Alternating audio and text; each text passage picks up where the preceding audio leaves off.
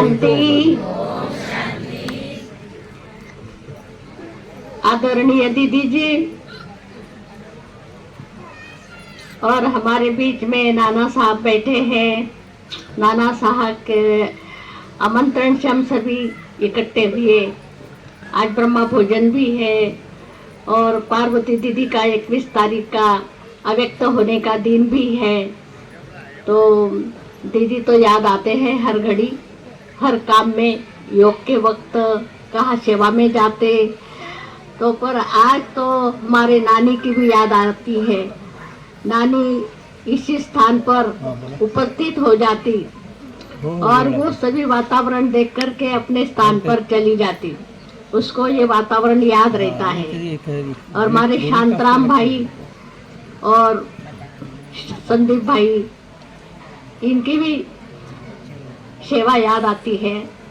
परंतु हमारी जो पार्वती दीदी के सामने फोटो दिखाई पड़ रहा, कोई जानते कोई नहीं जानते दीदी को। दीदी की महिमा सभी सुनते। दीदी ने हम भी दीदी के पास आए और दीदी ने हमें बहुत शिक्षा से सजाया।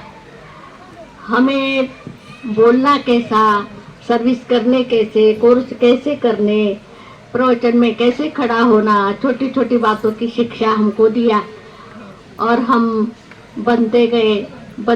दीदी भाषा भी ऐसी थी जो हमें कभी कभी समझ में नहीं आती थी। कच्छ बुच्छ के दीदी थी, गुजराती, तो वो समझ में नहीं आती थी।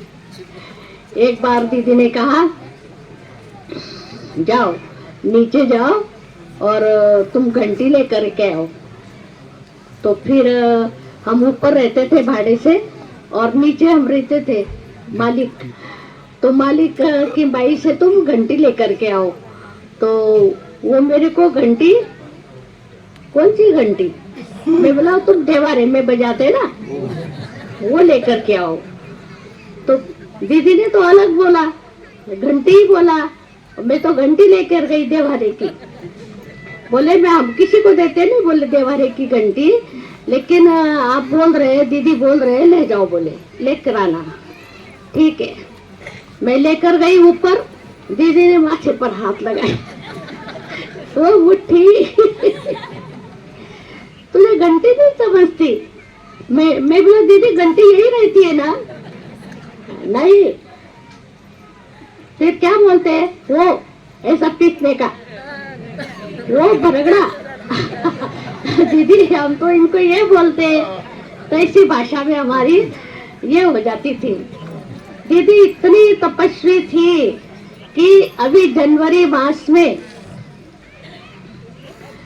उनका भोजन क्या रहता था, सुबह 1 कटोरी दूध और 1 रोटी, सुबह छाछ, 1 कटोरी छाछ और 1 रोटी, और शाम को 1 कटोरी दूध और 1 रोटी, बस। और 1 रोटी के ऊपर नहीं, पापड़ नहीं, उसमें अचार नहीं, कुछ नहीं। तो मेरा तेरे लिए बना ले, तो कुकर लगा ले।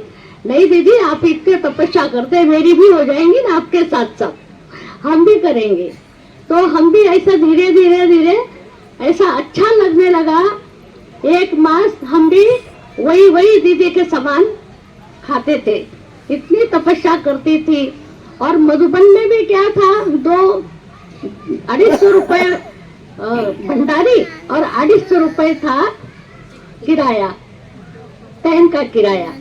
तो भी दीदी सभी बहनों के साथ ट्रेन में कभी रिजर्वेशन, हमको मालूम नहीं था, दीदी कभी रिजर्वेशन से नहीं जाती थी।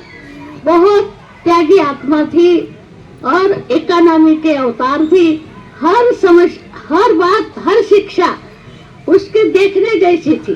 बर्तन ज्यादा नहीं निकालेंगी, एक माचिस में गैस जलना चाहिए और बर्तन ज्यादा नहीं निकालेंगी। ऐसे बहुत सारी बातें हमको मिलती थी। दादी को दीदी का कितना कहे, एक लास्ट समय दीदी जब बीमार हुए तो उनको डॉक्टर के पास ले जाते थे। दीदी ने कहा मैं डॉक्टर के पास नहीं जाऊंगी, डॉक्टर के पास नहीं ले जाओ, मुझे मालूम है मैं कब जाने वाली हूँ।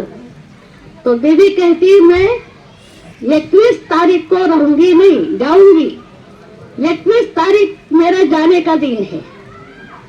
तो जब बॉम्बे में डॉक्टर के पास ले गया तो एम्बुलेंस में उनको एक फूल दिया और ऐसा उनको प्राणायाम देते थे, प्राण वायु, तो वो निकाल देती थी और बोलती ये फूल मेरा ऑक्सीजन है, ये फूल मुझे दिया है ना स्वागत में। और एक बहन को मधुबन भेजा 18 जनवरी को, दादी को बोलना वो भोग का फल मुझे देना, मेरी दीदी को देना, मेरी दीदी जाने वाली है और वो फल लाकर मैं खाऊंगी फिर जाऊंगी। तो ऐसा कोई बहुत बहुत तपस्वी होता है तो उनको पता चलता है, परंतु हमारी दीदी को भी इतनी तपस्या के बल पर उसका जाने का टाइम उसको फिक्स मालूम था और फिक्स उसी टाइम पर दीदी गए। तो ऐसी दीदी को हमारी भावभीनी श्रद्धांजलि। ओम शांति।